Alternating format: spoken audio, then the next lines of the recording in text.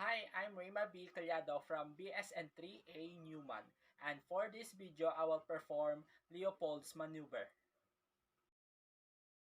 Leopold's maneuver, a systemic method of observation and palpation to determine fetal position, presentation, lie, and attitude.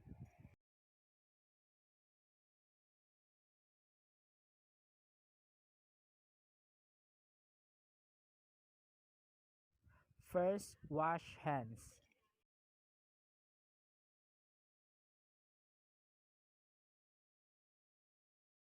Explain the procedure to the client. Explanation reduces anxiety and enhances cooperation. And instruct the client to empty her bladder. This will promote comfort and allows for more productive palpation because the fetal contour will not be obscured by a distended bladder. Position the woman supine with knees slightly flexed. Place a small pillow or rolled towel under one side. Flexing the knees relaxes the abdominal muscles. Using a pillow or towel tilts off the uterus of the vena cava, thus preventing supine hypotension syndrome. Drape the patient to maintain privacy.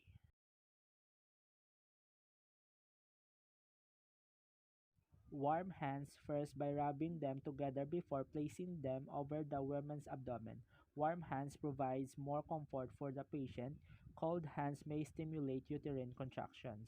Observe the woman's abdomen for longest diameter and where fetal movement is apparent.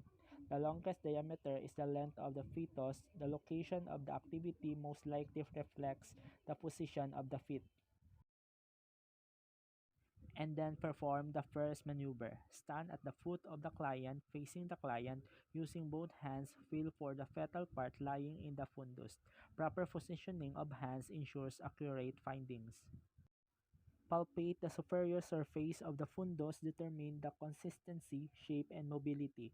To determine what position of the fetus lies in the fundus. Head feels round and hard, freely movable and ballotable. Breech feels large, nodular, and softer.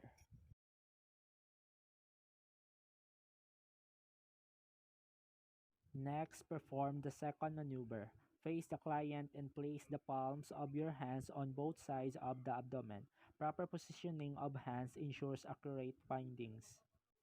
Palpate the sides of the uterus with left palm stationary on the left side of the abdomen to steady the uterus. The right palpates the right side of the uterus on the circular motion from top to lower segment of the uterus, applying gentle but deep pressure to palpate the fetal outline and small fetal parts to determine which direction the fetal head is facing.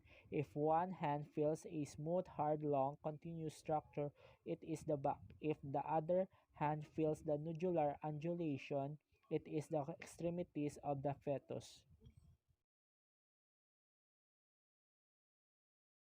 Next, perform the third maneuver.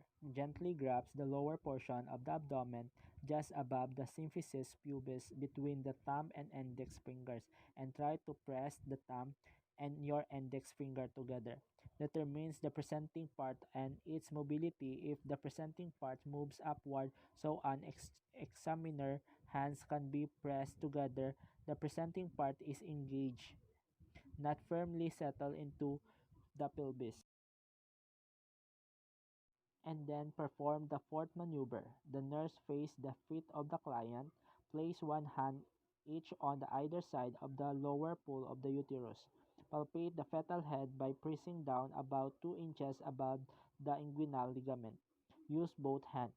This maneuver determines the fetal attitude and the degree of fetal extension into the pelvis. This should be done only if fetus is in cephalic position. Place your client in a comfortable position to ensure safety and comfort of the client.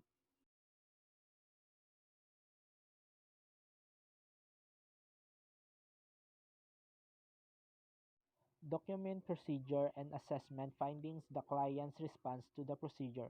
Documentation serve as a means of communication and basis of care and evaluations of the patient's outcome.